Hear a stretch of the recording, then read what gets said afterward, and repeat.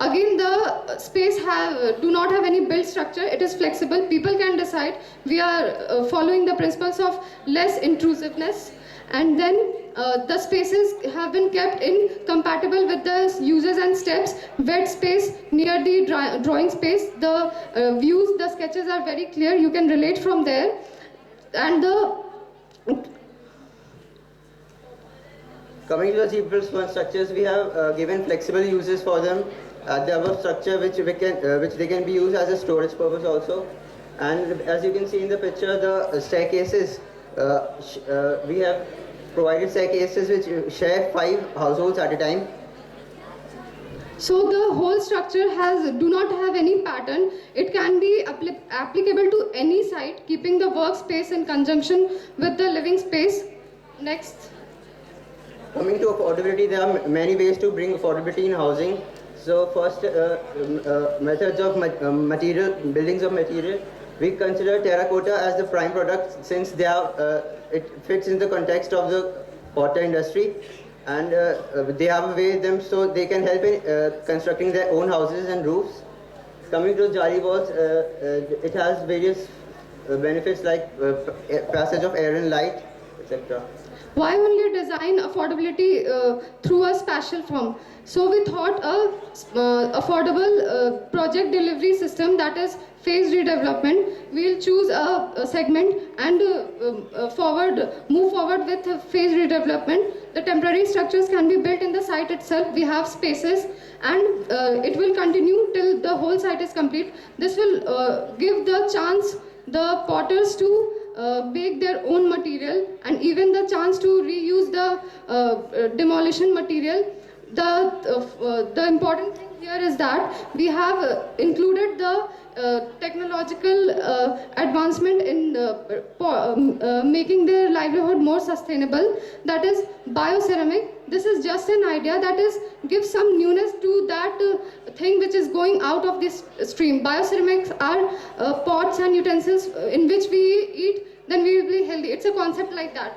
So it will give a kind of index to local people, attractiveness index to the local people. The second is eco kills. The third is it's in the Bangalore city. Bangalore has got the maximum IT coverage. So why not give that IT thing, the internet penetration into the slum? Why not tell them or just suggest them or provide them with online portals for online sell and demonstration and promotion? So again, this is not only applicable to Bangalore, this can be for the whole artisan community. Flexibility is one more concept we have included in our design. For example, lower income houses have very low spaces like 25 meters square to 35 meters square. So we often end up making clutter houses. So rather than forcing the people to adapt to the dwelling units, we can build adaptive houses according to the requirements of the people. It's just like in a dwelling unit, we provide the space, give the kitchen space, give the toilet space, that is the service part, and let the people decide how they use that space. But space usage is perspective. The last thing was that we were asked to propose a government bylaw. The bylaw is very much inspired from the previous thing. That is, we have the EWS criteria 25 square meter, but again, as he said that we often ends up building cluttered units, and which is not at all required, unwanted units. So why not just give the idea of flexible units, flexible prototypes or adaptive prototypes. This is again based on the concept of like we are respecting the right to freedom to decide its own living situations. Thank you. Thank you.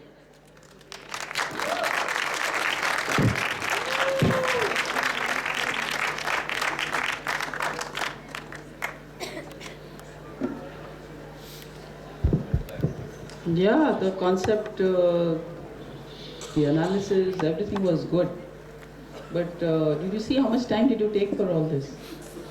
You just overshot the time. I think you took double the time. The work was good, but you should have probably practiced to present this quantum of work in 10 minutes. The quantum of work didn't give us the time to actually prepare. Actually, no, but you could have practiced to do that. The work you generally addressed most of the issues. I'd just like to ask you one thing about the funding. Whom does the land belong to? What did you assume? It can be government, it can be squatter settlement. We didn't have the data, but the idea was that That's an assumption. You can assume, no? the idea was that keeping the development cost minimum by involving people in the construction process. The terracotta work which you saw is like pottery is all about terracotta. So we only worked on reducing cost component on labor and construction. The land part was not clear, so we didn't went into that part. It was not given. The data was missing. Okay, but what about the construction? Yes, ma'am. How do you foresee? How do you define affordability? And how you are going to implement this project? Yes, ma'am. We can implement this project through phased redevelopment. The artisan people are very much attached. Their income, their livelihood is very much attached to their locality. So they have a fear of losing it when a word like reallocation, which is a very nightmare for them, comes into their mind. So we have the concept of phased redevelopment, which can be done into parts, and people, those were the first engineers. This is a very important point. If a little bit of capacity building is done, they would be able to, they can make terracotta roof materials, terracotta wall materials, terracotta jali materials, because they are potters. So that terracotta is a very much fitting into the context of developing affordable housing for potters, because that is reducing the labor cost, even the construction cost. So you are thinking of beneficiary-led construction here. Yes, ma'am. Okay. Of course, some sort of expertise could be given. It's a very new concept that you thought of. That's what I said. You addressed most of the issues, and most of them were even innovative in this case. Yes, ma'am. Only the time constraint you just overshot. Sorry for that. No, doesn't matter. It's part of it. It doesn't matter actually. You're students, and in life you learn more. Doesn't matter. Okay, ma'am.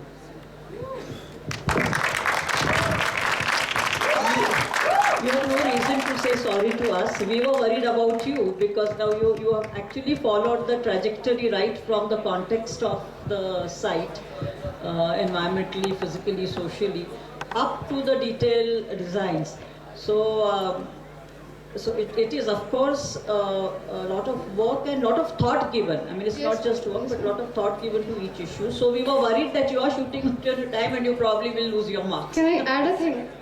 The idea was about we can bring short-term affordability by construction and designing and space management, but the main idea was about bringing long-term affordability. What about giving just a site and not giving anything, and that site, if even redeveloped in a very sustainable manner, someday turn again into a redeveloped slum? So the idea was about making the work, that is the pottery, the growth engine, and providing as much as facility, as much as congenial or arena we can provide for that, and this was the concept. I definitely appreciate your comments that the Potters Colony suddenly becomes a slum.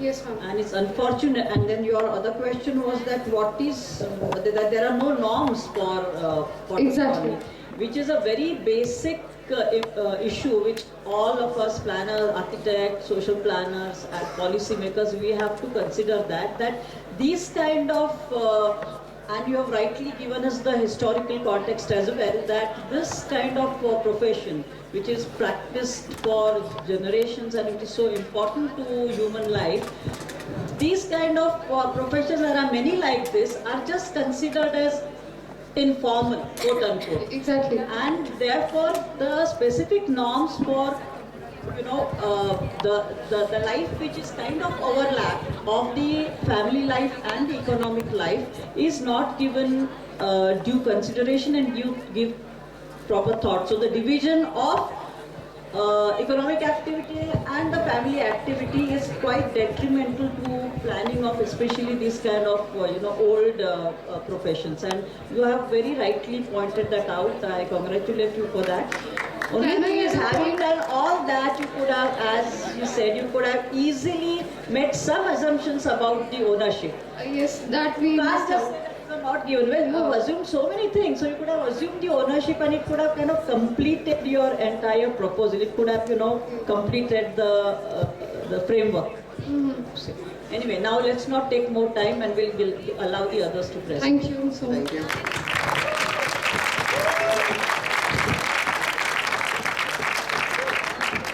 Thank you. It is to bring to the jury's notice that the College 5 is exceeded by 5 minutes 56 seconds. Now I invite College 6 on stage.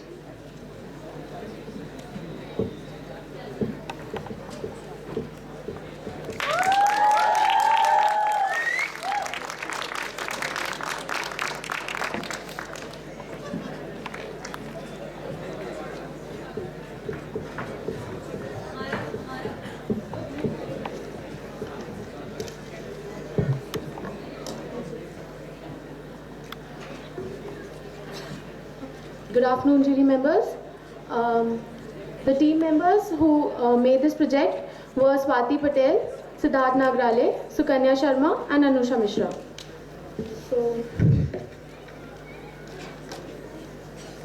So the aim of our study was basically to focus on urban renewal. Can we get the zoom in? Urban renewal of the Potter community with reference to affordable housing and redevelopment. So we formulated our objectives accordingly.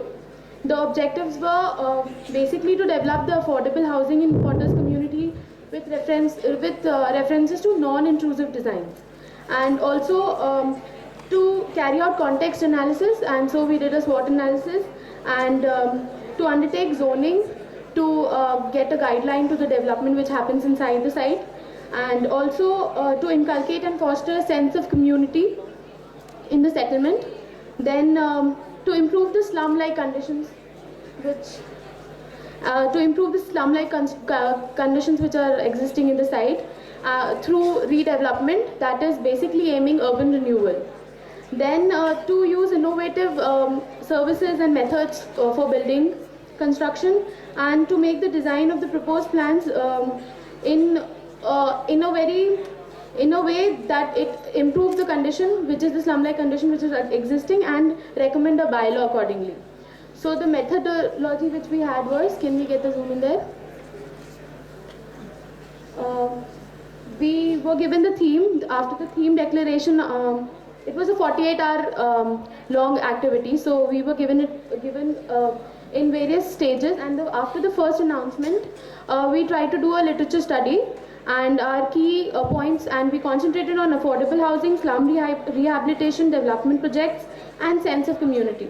After that, we came to context analysis, where we studied the SWOT. We did the SWOT analysis, and we also did some background study about the site. Then we came to concept formulation, where we also imbibed the things like technology and service innovations. Further, then there was zoning done, and then site design, where we did the calculations. Can we get the zoom in the methodology, please? Site design. So in the site design, we did the calculations referring to FAR and the population densities and the ground coverage. Further, plot categorization was done in terms of EWS and LIG. Module selections were done, and then network for utilities and roads were thought about. Then came the recommendation for the bylaw, and then the review and the presentation. I'd like to point out some of the limitations which we had. Those were, we did not have a reconnaissance survey, so we did not know much about the context of the site as on what the premise uses or the land use, surrounding land uses. Also about the RCC structures, we assumed that they are residential, and so we incorporated those as a residential component of the site, because we were not given which residential structures, which RCC structure was what. Also, in the population was worked out to be 350, and it is a 0.3 hectare plot. So it's not a very, the hierarchy is such that we can't do the land use zoning there. So that was another limitation we had. Coming to the Potters community, can we zoom in the clip, please? Sure. lot has been said about the potters community here already. We will concentrate on saying that they need literacy, self-sufficiency, healthcare, apart from supporting their livelihood. So we are concentrating on supporting the livelihood and being planners spatially. So, and activities like baking, glazing, clay preparation, etc. have been catered in the spatial requirement aspect. Then coming to the next sheet.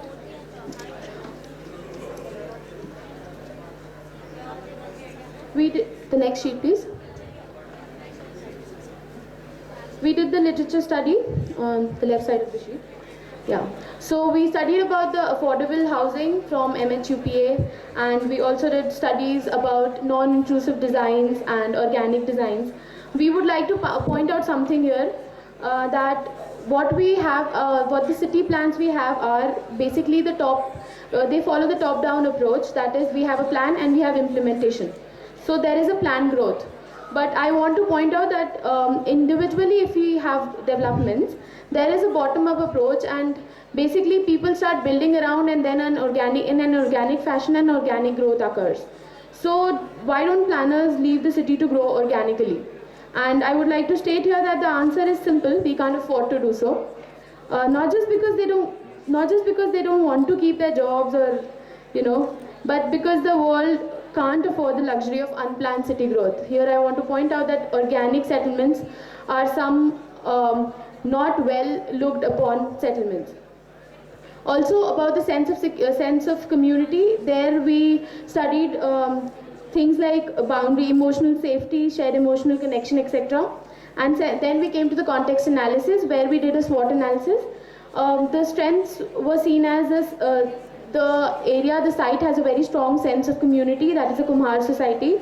Then the characteristic spaces were there, where pottery operated, and the banyan tree, the temples, etc. fostered the community and the societal values there. So these were the strengths of the area that we thought were.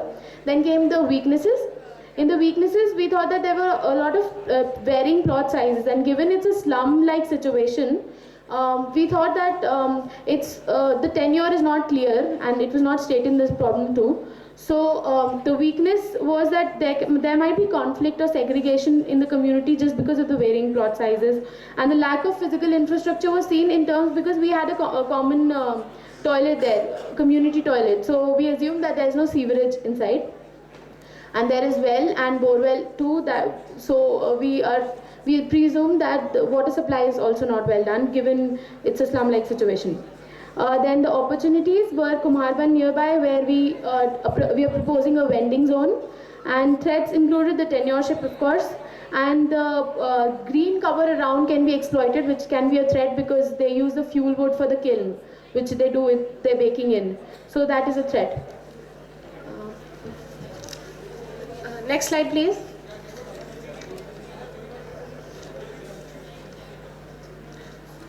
Then we come to the zoning. Since it was only a 0.3 hectare site, the traditional way of zoning, which is categorizing it into recreational, residential, commercial, was not possible. We tried, because the predominant land use itself is residential. We did not have enough information to categorize it according to the use premise or the use plots. Hence, the zoning is done on the basis of active spaces, restricted spaces, green connectivity, and pedestrian connectivity. Active spaces are those spaces within the plot itself and on the boundaries, like you can see around the banyan tree, which encourage the interaction between different people within and outside the community. The restrictive spaces are those spaces which we have identified which would not have interaction, like the cemetery with the plot itself because of conflicts. Next we come to the technological innovations. First we've adopted is the first innovation we've adopted is prefabrication. This reduces the overall cost, which increases the affordability. Then the environmental performance is improved for waste generation, so it is a sustainable process. Also, the construction time has been reduced significantly, so there is less intrusion, which is one of the key factors in this exercise. The next innovation we have is overlapping green networks over blue networks, which is basically open spaces upon the drainage, water, sewerage, etc. New constructions are done on top of the new open spaces are constructed on top of the drains to improve water, groundwater recharge, etc. Uh, then the sense of community is a feeling that members have of belonging to a place. This is the sketch which shows the areas in our site which improve the sense of community, which is the banyan tree, the village, the wells, etc. Then we have the bylaw recommendations. We have suggested 3 bylaw recommendations. First can be that 10 to 15% of commercial use FAR can be used for commercial use to make the project feasibly viable. Then permissibility of the activities for this commercial area needs to be determined on the it has to be based on the compatibility with the slum dwellers, because at the end of the day we're talking about Samavesh. Everyone should, like, inclusivity should be there. Next we have public participation. Whatever tier of whatever degree of public participation is there, that can vary, but public participation can be there. Even if it's non-participation, degree of tokenism or degrees of citizen power. Next slide, please. Okay. Then we've proposed the layout plan. The design aspects were, first of all, that a common area of 30 to 40 square meters has been provided for every 6 DUs. The DUs a multifunctional zone has been provided in the Kumhar Ban that potters can set up temporary kiosks and sell their wares. Road widening has been done for fire tender. A minimum width of 5.5 meters has been extended. A dispensary has been provided for the residents. Open spaces have been provided, and a common loading and unloading space has been provided. The main point in this is we've retained all the permanent structures as well as the banyan trees, the wells, the temples, etc. So it's a very organic type of development to make it less intrusive. Then we have the housing modules. We've divided the housing modules in 2 types, EWS housing and LIG housing. This is based on the proportion of the smaller plots to the bigger plots which was existing in the area. So then finally the ground coverage of our area is 50%. FAR, if what we've done right now, because of the livelihood of the potters, our FAR is 120 because we've done G+1, ground +1 floor. Although developers can extend it to G+3 to make it more feasible. But for 70 DUs, I think G+1, we've provided such a layout that G+1 floors is enough. And that's it. Thank you.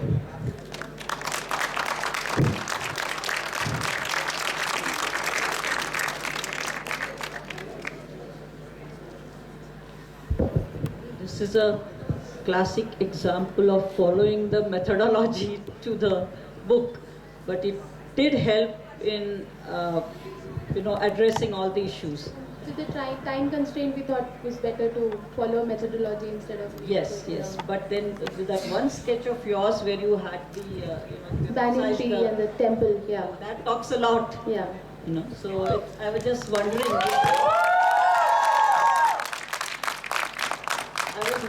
That for a project like this, for a proposal like this, whether your methodology could be also made more organic. I mean, it's just an open question, loud thinking, in fact. So it kind of matches well.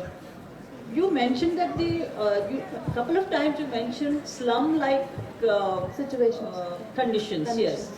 So what do you mean by slum-like conditions? Ma'am, with the background which we were given in the announcement which we had, they said that it was a slum-like condition where potters mainly dwell. So for slums, we want to first of all clarify that slum is not a place or a particular type of housing. Slum is a situation or a condition. And it is where narrow streets exist, there is fire hazard risk, there is less ventilation, there is problems like that, lack of basic amenities. So in that case, slums, we wanted that the potter community, the basic aim for the redevelopment was to uplift from that situation to a place where they can support their livelihoods.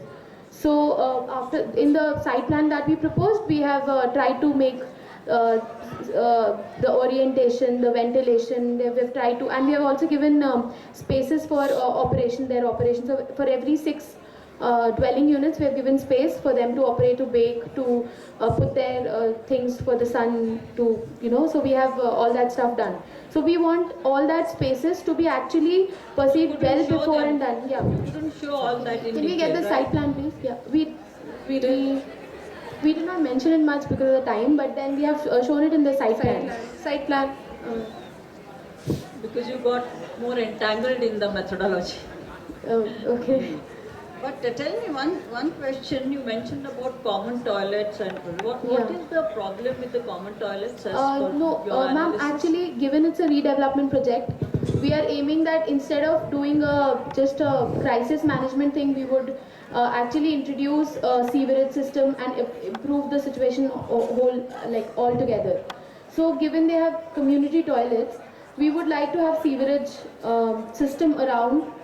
We want so to maintain extend the community toilet, but make it more hygienic and. Yeah. Ma'am, actually community toilets does have an idea that it is used by other people too, not just the slum dwellers, but then given the location, it is far off inside. So we believe that everyone use that, only the people dwelling inside the site use those toilets, which indicated that they must not have toilets at home and no sewerage.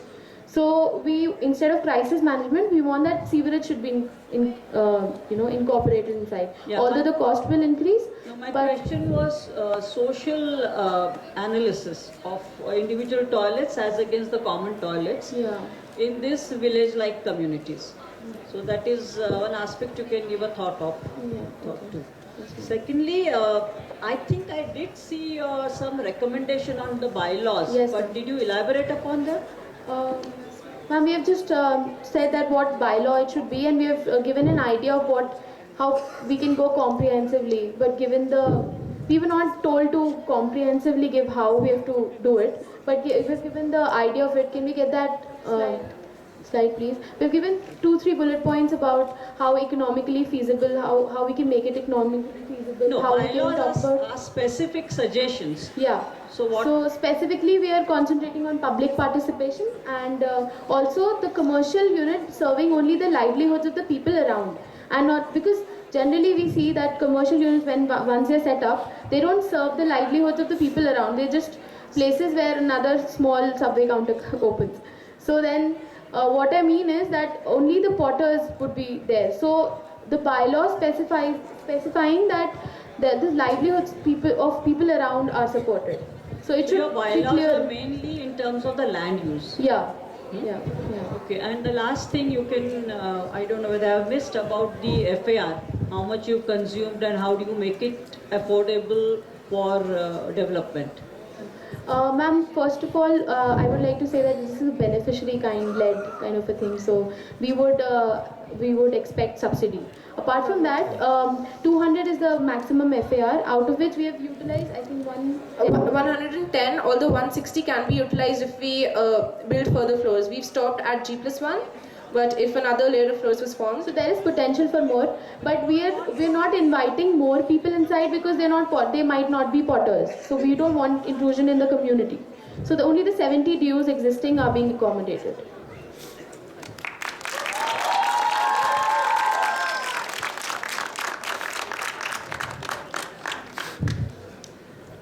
Yeah, this was a little more. It was structured in the sense of objective methodology, SWOT analysis. But I'd like to tell you that a little bit of thought would have been given towards the implementation of the project, because just planning on paper is really not sufficient. In terms of, as you said, that since you're going to accommodate only 70 the households or the dwelling units, and you have achieved an FSI of 1.2 against 2, which is available. So, and you are saying that you are going to have beneficiary-led construction. So, if it is felt that in case if we had a private developer, who would have sort of given you these dwelling units free, and the TDR could have used the TDR elsewhere, and that would have been the incentive which would be given to them. I'm averse to this community toilets. Are you aware it's so difficult to maintain the community toilets? Even in these Government of India programs, whether it was JNRU or RAY and all. Yeah. So we all, even now, like Government of India, you have the total sanitation program of Government of India. So where, you try and give individual toilets, especially if they are households. That's what we have done, ma'am. We've removed the proposing community sewerage. You remove the community Yeah. toilets. So we are saying that give them sewerage. We don't do the crisis management. Instead, give them sewerage, give them the lines, give No, them sewage what lines. sort of sanitation method you have assumed here? Ma'am, we are saying that the extension of the sewerage lines which are there in the context area, that Okay. should be done so that they get the lines, the sewer lines. So instead they are of connected to the just a city-wide network. Yeah. Okay, and is water supply and all the other services available around the... Ma'am, there is a well and there is a bore well, as we were told. But then we would like to have water supply too. So that's what I'm saying, that instead of just using that, we would like to propose utilities in terms of physical infrastructure, in terms of water supply, sewerage given to them, and even the solid waste management. Okay, and what sort of solid waste management do you foresee? We have not touched about solid waste management here though. Yeah, but it's... In terms of the innovations which we use, like prefabrication, there the solid waste generated would be very less. But the domestic waste... Yeah, just like to tell you one thing. You use that prefab technology. Yes, ma'am. Don't you think that prefab technology there should be scalability and replicability? Then it is viable. For such a small number of dwelling units, if you use prefab technology, Actually, we were trying to be the least intrusive. So, given the area we have, there is green cover, and there is a lot of potential to exploit that. Just because there is green, people would come and construct and spoil that thing. So, and it is not it is feasible. It's not that big a. what sort of innovations have you foreseen in your design? Ma'am, we have two proposals. Building materials and technology? Yeah, prefabrication. Fab is the... Yeah, and then the overlapping of the blue and the green networks. So there are a lot of thought being given. I want to ask there, what is the facility which is available for health education and social security to the community? Yeah, we were not told what the land use was around. So we did not know what existing place, where existing health facilities which were there, which had the catchment in this area. But then we have proposed a dispensary. It's written. Yeah, it's in the site plan. sheet. We have proposed a small dispensary just to cater for the health, because we believe that even if there is not. Yeah, you could also get some funding from through this National Urban Health Mission. Health mission. Okay, thank you.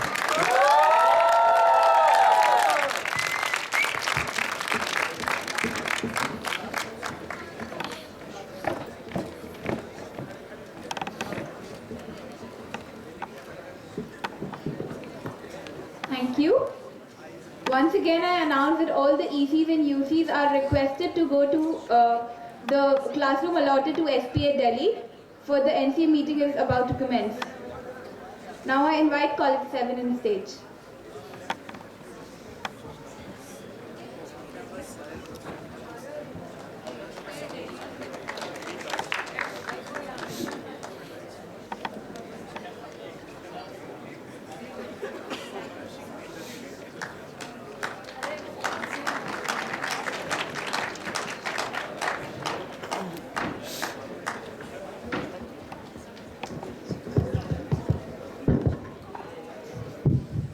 Good afternoon, one and all. I, Akshata Karpe, And I, Sharmila Ghare from COU.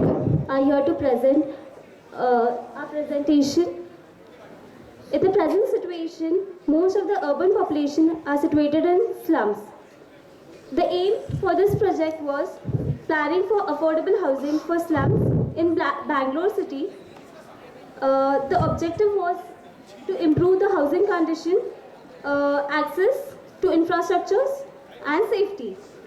Approaches of this plan was rehabilitation of the population, conservation of the spaces, that is, some existing structures were preserved, trees were preserved during construction, slum clearance, We would like to have a bottom-up approach for this type of a development. Community participation is also encouraged. The site profile, talking about the site profile, this slum is in Bangalore, which from many years, from decades, this place has been used for pottery. It has narrow lanes with irregular lane, unplanned area. Slope we have considered is a very gentle slope. Advantages for this type of site is green